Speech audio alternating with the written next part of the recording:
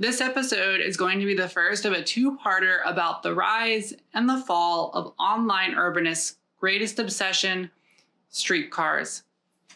I know you've probably noticed a trend going on here, and I promise that this channel is going to be about more than just streetcars. But would that be so bad? Streetcars have a powerful legacy in American urban spaces. Practices surrounding them were formative to our modern transit, and understanding their rise and their decline helps us understand our modern landscape better. So with that, let's take a step back into transit history.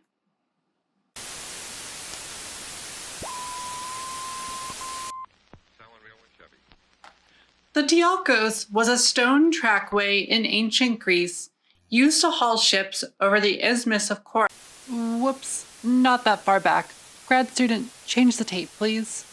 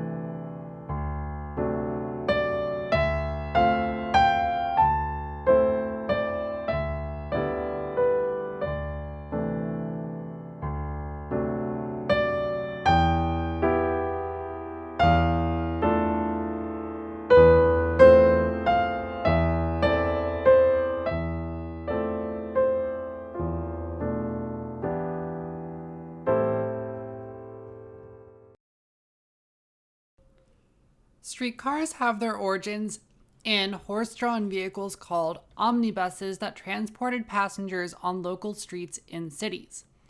The biggest obstacle to omnibuses was that they traveled on poorly paved city streets.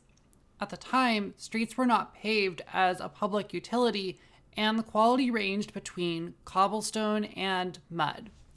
In 1832, the New York and Harlem Railroad overcame this by laying railroad track between Prince Street and 14th Street in Manhattan, on which they ran horse-drawn omnibuses, and so the horse car was born. When laying the track, the company entered into an agreement with the city of New York to pave the street between the tracks and for some distance on either side, creating a precedent for transit companies that would last the next century. Running on rails made the ride smoother and easier for horses to pull.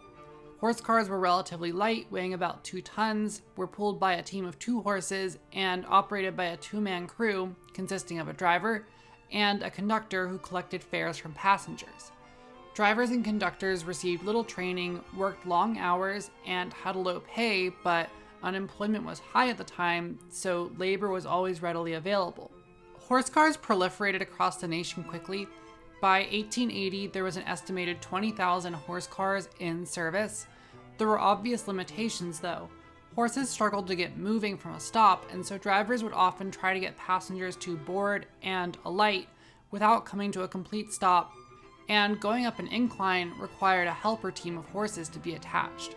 The grueling labor of pulling horse cars meant that horses only had a lifespan of a few years.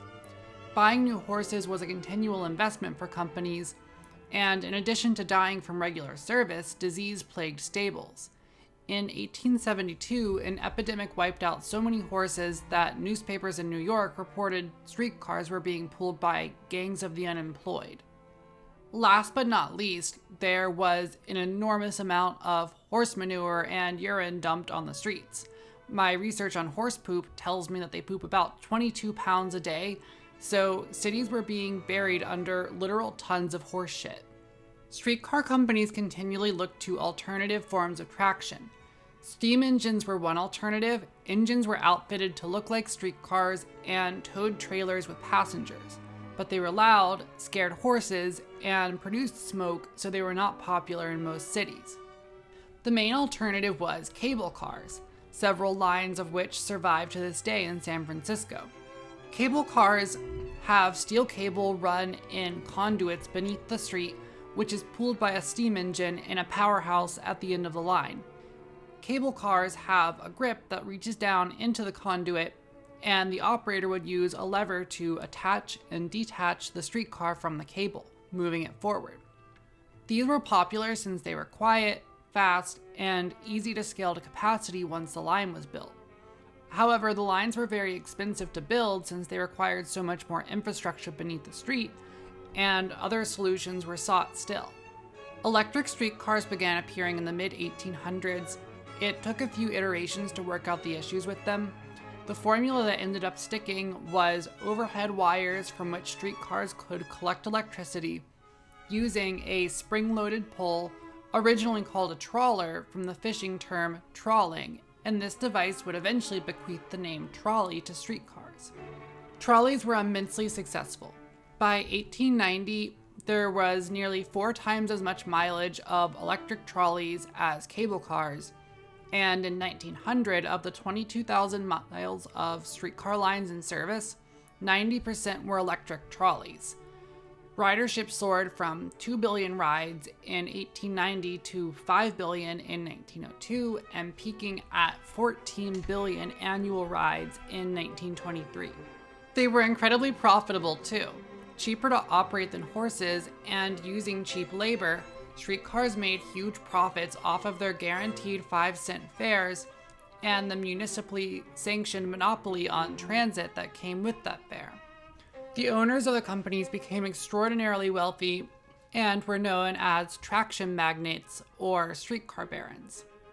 It's hard to encompass the traits of hundreds of small systems from a century ago, but I'd like to make sure we cover the topics of accessibility and equity in each episode. Accessibility, there was none.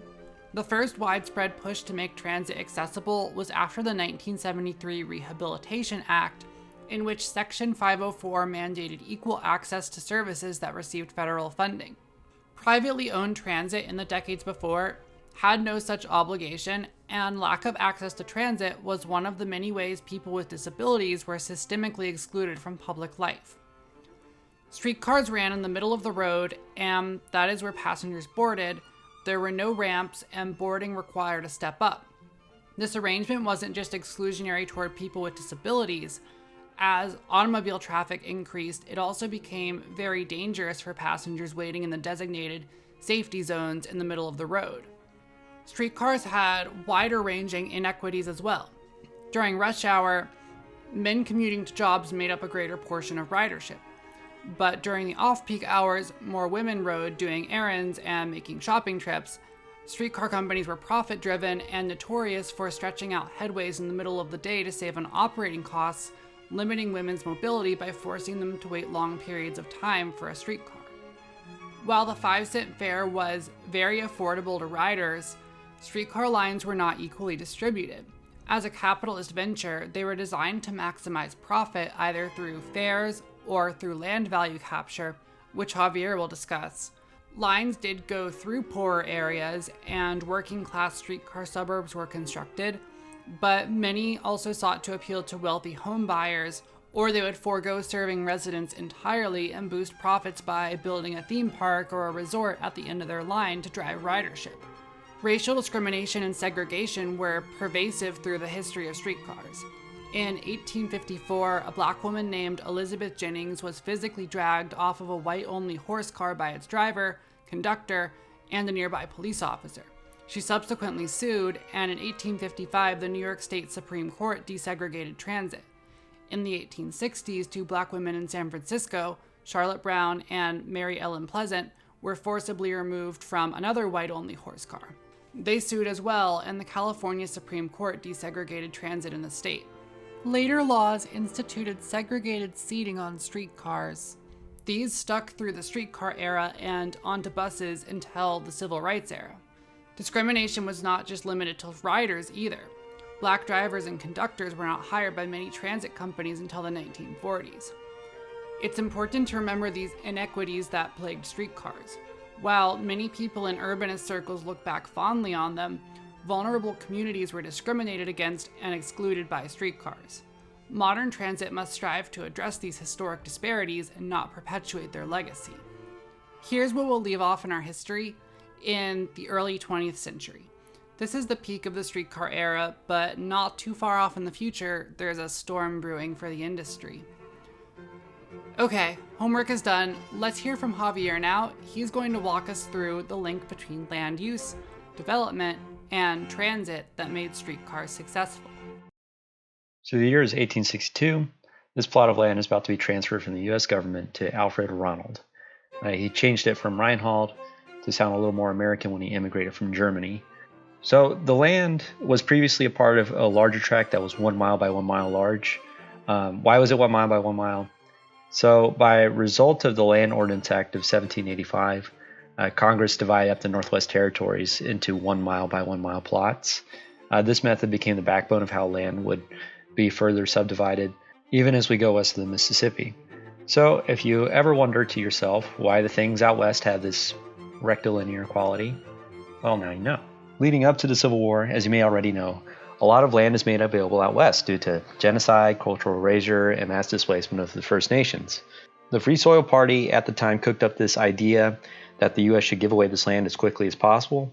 The goal was that people could immigrate from up north and populate these territories, create slave-free states, and prevent slavery from spreading west. And this is important because each new state adds 2 new senators, which was a big barrier to any progress on abolition at the time. This idea never got past Congress, though, until 1862, after the Civil War, coincidentally, and by that time, all the southern states had seceded and all the southern senators were traitors. So the Homestead Act of 1862 is where our story is going to start. Alfred Ronald is applying for land. So Alfred is going to get 160 acres for being the head of a household, not a Confederate soldier, older than 20, and a $10 application fee. There are going to be some stipulations. He and his pregnant wife have to build a 12 by 14 foot house. They have to dig a well. They have to farm at least 20 acres of this plot, and they have to live here for at least half the year each year. And they have to do this for 5 years, and at the end pay an $8 final fee. Now, while this sounds like a pretty sweet deal, I mean, it is, there are a lot of caveats for someone like Alfred. A lot of homesteaders weren't necessarily farmers. So not only did a lot of people not know the business of farming, but a lot of people didn't own steel plows or the animals to pull the plows. A lot of plots didn't have trees, so that's why you'll see houses that look like this and were made of sod. And this doesn't even broach the fact that a lot of land just wasn't arable, which must have been a hell of a realization to come to after coming out all this way. 60% of all homestead applications won't prove up. But for our story, Alfred Ronald and his family will thread this needle, and he's going to get a nice plot next to Washburn. Realistically, either the railroad company or the higher-ups of the railroad company would have probably bought these plots as soon as the track was planned, and they would do this so that they could sell it off for a profit later. But for our purposes, Alfred and his family are going to get this plot so we can better describe the history of the characters that would have made up Washburn and many other American cities. Fast forward to 1885. Aaron Arnold Ronald, also known as A.A. Ron, now owns a farm just outside of Washburn. Unfortunately, his father Alfred died at the age of 45 with an unknown affliction. A.A. Ron is 22, and his dad told him all he needs to know to take care of the farm and the property. And while he did all he could to help his father tend the farm, he really enjoyed it when his father's tools broke, because that meant he got to fix them, or completely remake them. So a few months pass after Alfred's death, and A.A. Ron, he gets a surprise visitor. His name is Robert L. Pennypacker. Everyone in Washburn knows the Pennypacker family because they're way richer than everyone else. Pennypacker's father initially made a living as a chief engineer for the Suffolk Western Railroad, but he really made his money when he was buying plots of land alongside where he knew stations would be placed. Little Robbie's going to separate himself from his father, though. After going to school in New York City, he's come back to Washburn with bigger ideas. He's going to establish Washburn's first streetcar. So Pennypacker initially offers A.A. Ron $15,000 for the farm. A.A. Ron declines. This isn't the first time a real estate investor has come up to him. While $15,000 is the single largest sum of money he has ever seen, Aaron declines on principle. Usually, prospective buyers have been offering substantial money, but only for the west acreage of his farm. It's a natural place for Washburn to grow next. But this farm, it represents years of toil his father had put in it. And his mother reminds him of that. And this sticks with Aaron, because while farming is what he knows, it's backbreaking work. And just like when he was a kid, the most pleasure he gets from being a farmer is when his neighbors come asking him to fix or modify their tools. Pennypacker comes back at him with $19,000. Aaron accepted the $19,000 offer, and he used his capital to start his own hardware business on Broad and Buffalo Street. The bottom floor he'll use as his workshop with a small commercial counter in the front. The second floor had 2 units. He rents out one briefly to a railroad employee until Aaron's wife is with child. That's when he takes that unit. The other second floor unit he gives to his mom. Having this degree of separation may or may not have been a big factor in taking Pennypacker's offer. The third floor also has 2 units, and it'll play a big role in supplementing Aaron's income.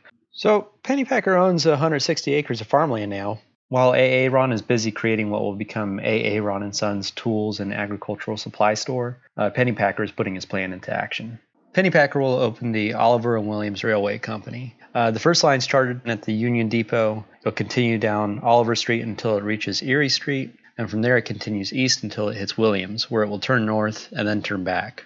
Before Pennypacker lays down any track, though, he's going to draw up blocks and divide them into fairly large, roughly 100 by 100 foot lots. These will be marketed to the upper class of Washburn as where the town meets the country, at the Beechwood Heights auction held by the Beechwood Heights Land Company, which he also owns. Beechwood Heights, where you can live in a country villa but be no farther away from the center of town because of the streetcar. So at the auction, he sells each lot for an average of $200. The buyer also has an option to contract with the home builder he selected for $1,600 more. While $1,800 for a house and the land sounds like a steal, remember we're talking 1880s money, but then also remember that Pennypacker is selling land that he bought for $118 an acre for $870 an acre. So a pattern begins to emerge here that isn't exclusive to just streetcar barons, but in fact applies to all urban land. A subdivider comes in and buys land in bulk. The subdivider subdivides a plot by laying in blocks and lot lines that exist only on paper. Usually the subdivider builds the inaugural streets, but how much they take on versus how much they leave to the city to finish varies, depending on the place and the time. Some subdividers build in the drainage, utilities, sidewalks, streets, etc. Some just lay in the paper streets and maybe a dirt path. From there, the subdivider then sells those lots at a substantially higher rate, either to builders or other investors who may divide up the plots even more. The difference that Pennypacker is bringing here is mainly the streetcar. For Pennypacker, like many other streetcar barons, the streetcar is mainly a marketing tool. The exorbitant profit that he's making on the adjacent real estate is the end that he's actually working for. And that profit is propelling him to invest even further into the streetcar and creating more of what we'll call urban quilt. So fast forward 2 years later, and now it's time for phase 2 of sales, 1887. Pennypacker is rounding up the plans and is currently in negotiations with the city on exactly how he's going to pave the roads. The roads at this time are still dirt. But he's not in a hurry yet. He's already heard news at this point of a successful streetcar in Alabama, and many other cities are rumored to be developing their own. He was always curious about the technology, but was skeptical on how he could put it into practice, and was uncertain of how he should market it to the city and expand on his existing charter, which only gave him permission for horses. The city provides virtually no pushback when fears about electrification are quelled, thanks to his successful presidents elsewhere in the region. During his first round of sales, plots in the neighborhood had deed covenants placed on them. Covenants are essentially asterisks put on deeds to prevent future landlords from doing stuff. In this case, the properties would not have apartments, be subdivided further, or have non-residential activity. At this point in history, neighborhoods that had covenants restricting ownership by race were mostly restricted to Massachusetts and Californian urban areas. Since we're in the Midwest, these types of covenants didn't catch on until the 1920s, after the start of the Great Migration. Just know that just because zoning isn't here yet, that doesn't mean this was some magically laissez-faire society that didn't believe in making things difficult for minorities or poor people. The difference up until zoning is that the methods used were more decentralized. Deed covenants were an extremely common practice by subdividers marketing to rich people. But the course of the neighborhood is going to change. At this time, the railroad and construction industries are going through a minor recession, And this spooks Pennypacker from further artificially capping the value of his land with covenants, much to the dismay of the initial investors. Now that he's had some sales, people are moving in, it seems like the streetcar is underway. This makes Beechwood Heights particularly popular among subdividers and builders who are looking for a sure thing in a slight downturn. The rest of the lots for sale will be going to the highest offering buyers, no matter what they plan to build. So the rest of the sales he'll negotiate, and he'll slowly sell most but not all of his property over the course of the next 5 years. By the time we reach 1920, what you see in the visuals, the parcel map will look like a bunch of different sized piano keys. So why is this important? Why is this pattern of growth where all these individual lots appear from a larger plot important? Because this is what produces urbanism. If you look at a parcel map for any urban neighborhood you love, they'll probably look like this. What these lots represent are different buildings, different units, different uses, different jobs, different people, or at least the potential for that diversity. Like your favorite sub shop, which relies on its bread being baked a block away, and buying meat from a niche distributor that the owner met at a neighborhood bar because they happen to only live a few blocks from each other, and so on and so on. If cities are your thing, if your local downtown is your thing, I would bet that this is at the root of what you love about these places. So when you strip away the buildings and the people, you're left with this legally enforced spatial arrangement where urbanism is less likely to happen and where urbanism is more likely to happen. So that's enough theory. Let's close up the history of Beechwood Heights. By 1892, Pennypacker was selling off lots at an average of $3,000 an acre. This overhead he accrued and will continually gain will go towards financing Washburn's first electric streetcar. It made its first trip on May 13, 1892. With the already continual development, by 1920, the land value for these lots will be worth around $29,000 an acre. So his land business is making increased profits off selling the remaining land, and his streetcar company will make even more money off the fares he's collecting, which is increasing every year because this neighborhood keeps growing. These compounding gains in wealth will propel Pennypacker to extend his line to what will become College Heights, where he'll make a round block loop. He'll buy more land in what he'll call Roland Park and build another line from downtown to there, and he'll be the main negotiator when the streetcar lines consolidate to our on-screen condition. It was really cool to do an old-timey build for this, and this history was a lot of fun, but if I'm just a viewer who's here to see some wheels on steel, why do I care about neighborhood development and land use? So one thing that's a repeated theme in these histories of successful streetcars are these positive feedback loops. One of the main positive feedback loops that I want someone to take away is that streetcars and their viability are inextricably tied to the walkability of the neighborhoods that they serve. Because riders have to be able to walk to the stop. Exactly. So if the neighborhood you live in doesn't facilitate walking to the stop, you'll drive or find other options. In this era, I guess driving wasn't really an option, so I suppose people would just find more convenient places to live. When I say facilitate walking, I'm talking about more than just distance. I'm also talking about convenience. Are there other things along the way or near the stop that can make the trip more worthwhile? Is the daycare along the way so I can drop off my kid? Can I pick up my jacket from the cleaners on the way? Could I grab a coffee near the stop? And then another factor is pleasure. Is my walk amenitized by the ambience of street activity or landscape, such as trees or quality paving? Does the physical environment allow me to walk with dignity as opposed to being the second-rate user that's walking through pigeon shit? So these all make walking a better experience. But what can be done in terms of site design and planning to create a neighborhood that supports walking?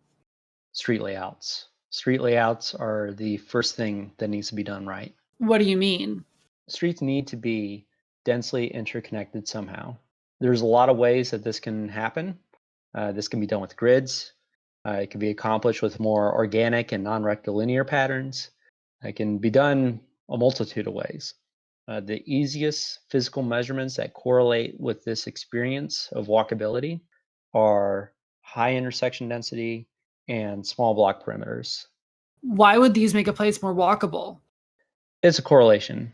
So think of your closest walkable downtown and compare it to anywhere in suburbia where there are very few intersections and walking around the block just isn't a concept worth considering. So these stats don't make a place walkable on its own, but it's something every walkable place usually has. What I'm getting at is that a dense street network, while it doesn't make a place walkable on its own, it's definitely the prerequisite. Once that legally enforced network is accomplished, then it's a matter of amenitizing it with businesses, homes, and infrastructure. So it sounds like what you're referring to is potential then. Yeah. So think of it like apps in an operating system. If walkability is an app, it only works on certain operating systems, which are dense street networks. You don't have to download the app, but if you want to run it, you need an operating system that can do that. Wow, thanks. I hate technology. I'm not ever walking again.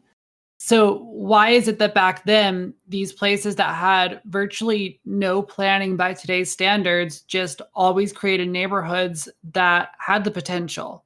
Did the people that were doing this really know what they were doing? I don't fully know how aware people were of creating walkable places. Researching this, I found books that describe the process of subdividing lots. I didn't really find much about the theory of practice, but if anyone watching this knows that history intimately, shoot us some reading material. I'd like to know. But I'll tell you what I do know. So some towns would have master plans where paper street grids were decided by the municipality before subdividing would happen. This would, of course, happen after a community was already established and the grid was probably already started. But for private subdividers, it was already the default option to make or continue the grid. And they would keep to what seemed to be the conventional wisdom at the time. Like they would run their streets to the neighboring property so the network could expand more and increase in value.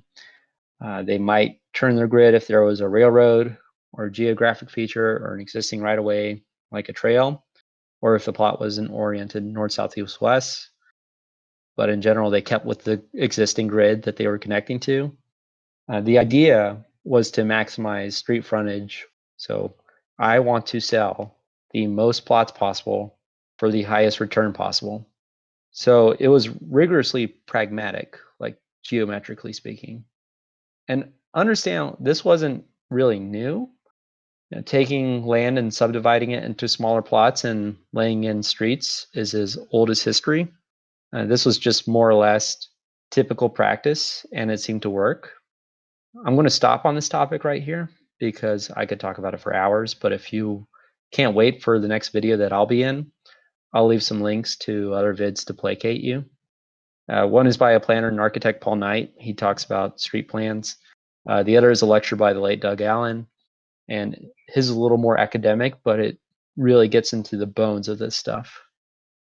All right, so to recap, in Washburn, we had this same positive feedback loop between transit and walkable neighborhoods, where Pennypacker's streetcar company is a marketing tool to sell land at a huge profit. And the neighborhoods he builds are walkable and provide ridership to the streetcar line, creating additional profit off of fares. These cycles built off of each other, creating a positive feedback loop. Yeah, so why am I not asking my local fat cat real estate investor to start a transit agency instead of building suburban hellscape, right? I'm kidding. I'm kidding. But we're going to talk about this in the coming episodes, right? And then we'll talk about why these feedback loops are gone and they're not coming back to the private sector. And spoiler, shit's expensive, and for reasons that we'll try to make sense of. And then we're going to talk about how the public sector is supposed to create their own versions of these feedback loops, what they actually look like, and how good or bad we are at making them happen. So this is a good point to segue towards the next episode. Last episode, I said that the next would be about post-war Great Society era subways. Roll the tape again. I know you're probably feeling a little bamboozled, so no surprises on the one after this. We're done with streetcars for a while. You've had your vegetables, now you can get to the meat. And not just any meat, the filet mignon of transit, the subway. Now, I'm guessing you folks watch a lot of YouTube, and you may have noticed something missing from the end of our episodes. Well, missing no longer.